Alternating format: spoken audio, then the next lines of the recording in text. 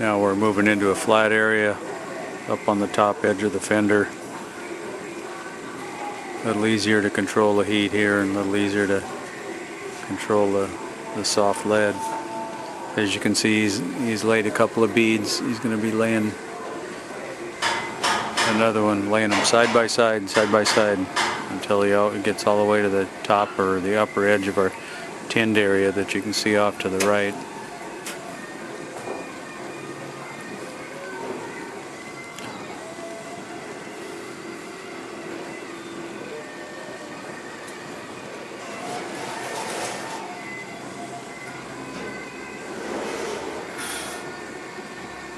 When you're doing a leading operation, it's important to have all your paddles laid out and your tinning materials and several sticks of lead laid out, and so you don't have to run around and let your tinning and leading area cool down while you're gathering up materials while you forgot to set something aside. There you can see it's just like soft butter going on toast.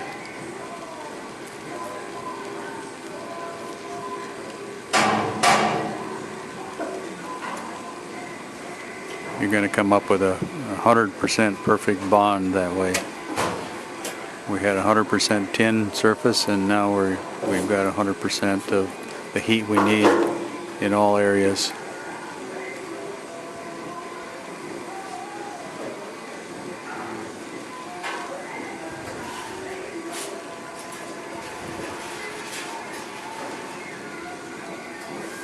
We use pressure on the paddle. This helps spread out any kind of little tiny air pockets or air bubbles that happen to be in the lead. If you're not careful when you're laying your lead out, you can fold lead over on top of itself and cause little air pockets. But you want everything to melt in.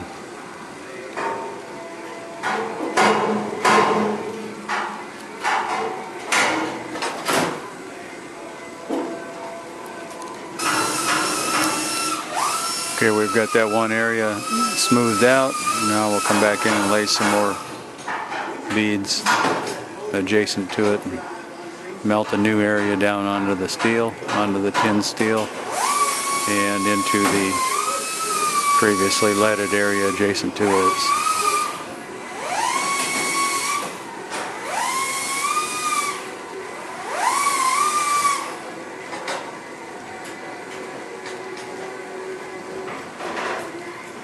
Brian's down to about half a stick there, and in a second he'll grab a pair of vice grips and clamp onto the end of that stick, because as you can imagine, the closer you get, the hotter that thing gets to your hand.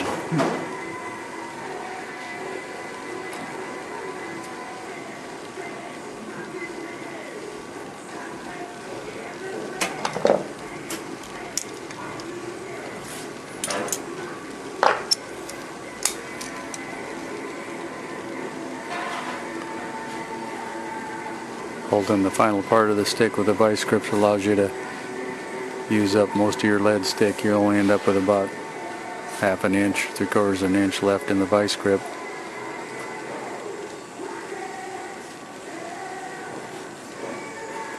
Got some nice smooth flowing beads going there. Probably going to take at least one more.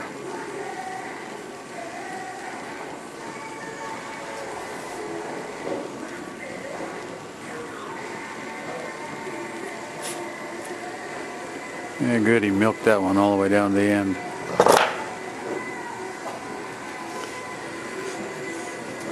Now we'll keep everything heated. So you can see it's kind of shiny. That's right where you want it. It's right at that soft melted butter stage. The shinier it gets, the closer it gets to ending up on the floor.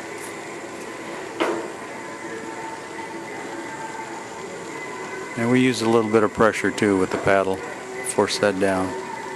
Force out any air bubbles if there happens to be any in there.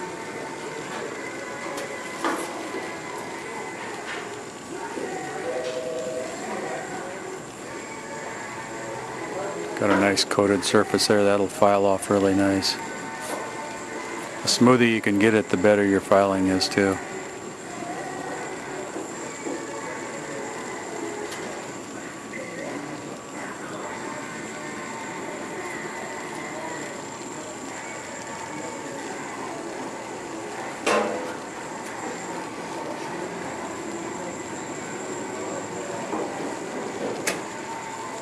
Got to make sure he's got enough lead on that peak, because there's a little bit of a crown in that peak, so when he goes into his filing, he'll have enough material there to shape that crown, shape that peak on the crown.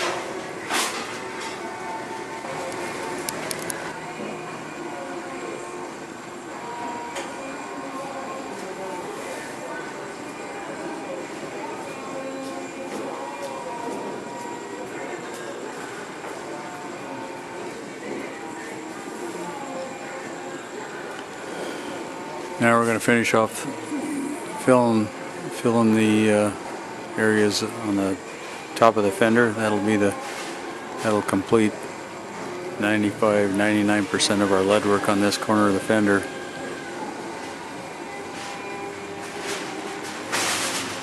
They'll go in afterwards and do some more shaping and more smoothing out with heat and with the paddles, so that the guy coming behind him to file won't have a heart attack filing all this lead down. I used to have an employee that worked for me that if he knew somebody else was gonna file lead after he applied it, he was mean. He would lay so much lead on there to about wear a guy's arms out after filing lead. And then he'd stand back and watch him file, and he'd just laugh. He thought that was so funny. I've done it too. Guilty.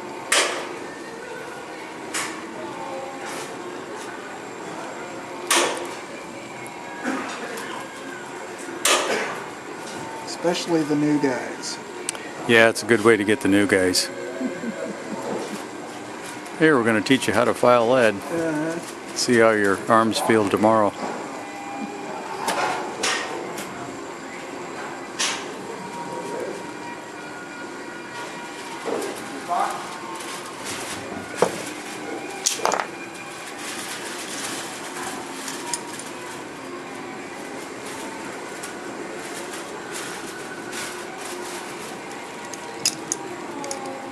Thanks. Go for another grab here with the vice grips.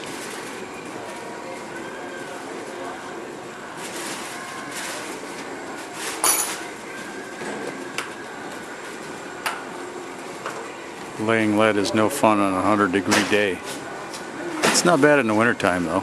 Yeah, keeps you nice and warm.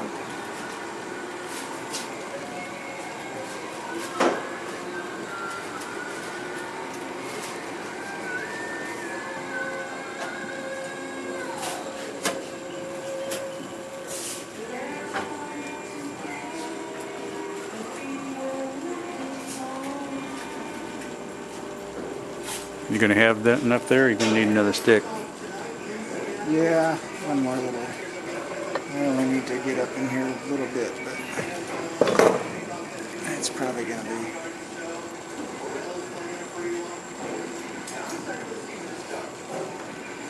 Come on. You bring a new stick in, you gotta get that thing warm too all over again.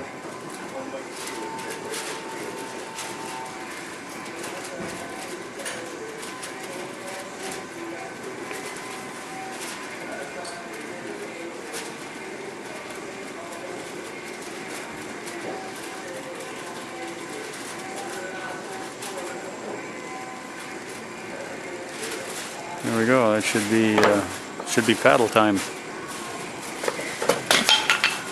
Yep, drop the paddle. Yep.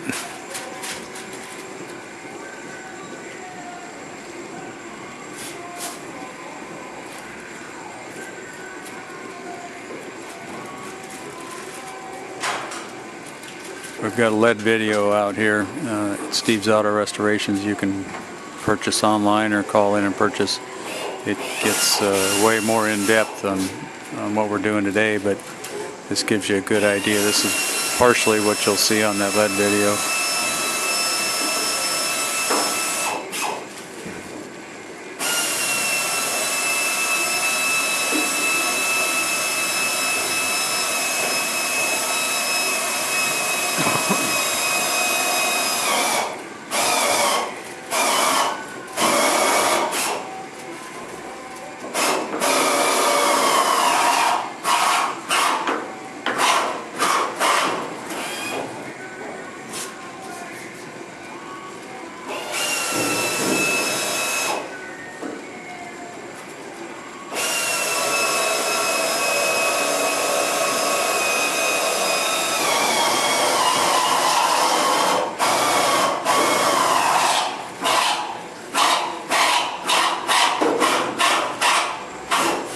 In this one repair, we've probably, how many sticks have we put in there, Brian? 1, 2, 3, 4. Yeah, we probably put 4 or 5 pounds of lead in here. This one repair.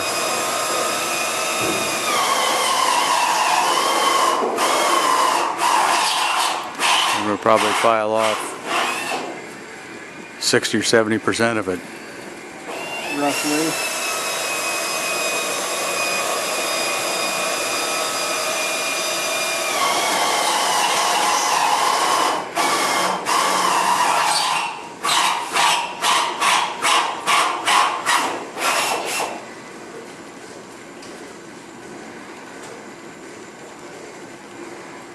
We've got good thorough heat penetration through all this, and all this lead will smooth out with the paddle to a certain degree and bond to all of the tin surface and the lead below it. You'll get such a tight bond that you won't even be able to peel this lead off with a pocket knife. Unless you hit an area that wasn't tinned right, but Or got too hot. we saw earlier that we had a really good 100% tin in all the areas that we wanted to fill and shape.